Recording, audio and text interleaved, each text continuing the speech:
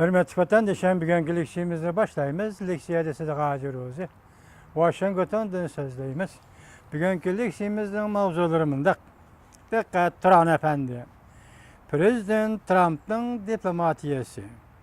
Beijing'in takabül turuşu. Mavzulu haber 12. ayının 6. günü Amerika Avazı'nın Xitay Til programı ilan kılındı. Haber mundaq başlan.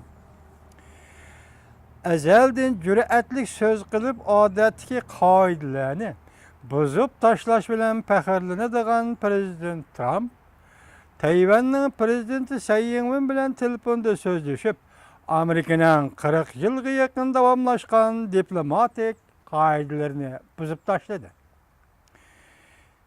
Bu iş halkara matbuatla dikkat kıldı ki, yer tevreydi, tağla öğrülüdü deydiğen şu arkalık, Tayvan meselesinin muhimliğini tasvirleydiğen Beijing dairleri bugün geçe, Prezident Trump'ın söz ibarları qaytırgan inkası intayin tüven boldu işte.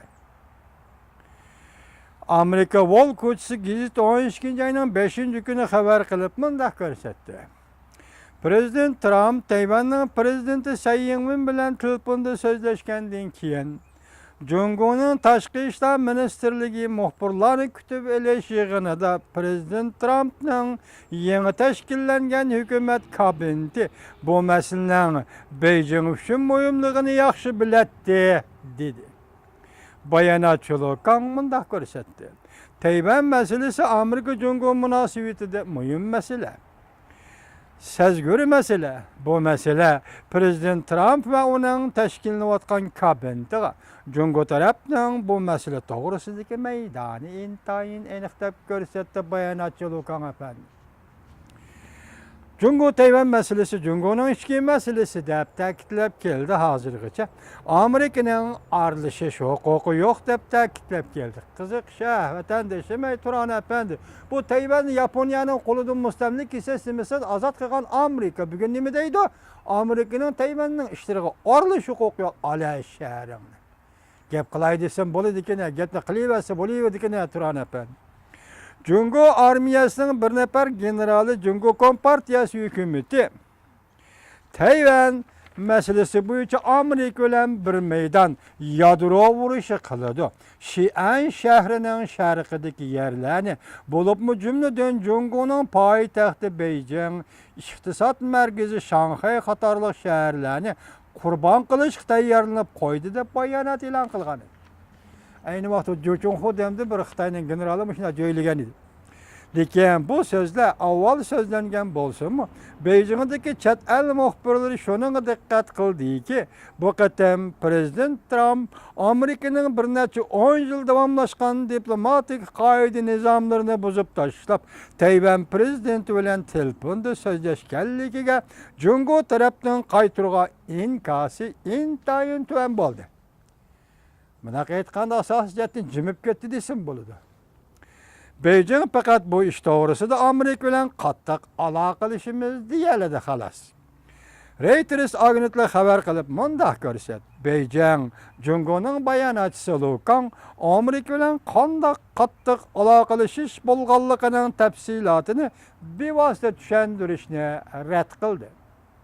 Fakat Jungo Taşqi İşler Ministerligi'nin haftanın ahırda ilan kılgan bayanatına kayıtı şerhilidi xalas. Sözde Amerika bazı alakadar taraflarga qattiq alakada bolduq değildi. Amerika'da bazı alakadar taraflarga qattiq alakada bolduq değildi. Xitayning bayanatçısı. Muhbir sual koyup Jungo taraf Amerika'ga zadı kimge? Diplomatik narazılık bildirdi deb sual koyganda bayanatçı Lukan. Men oylayman bunu sizlar yaxshi tushunasizlar deb oylayman deb javob berdi.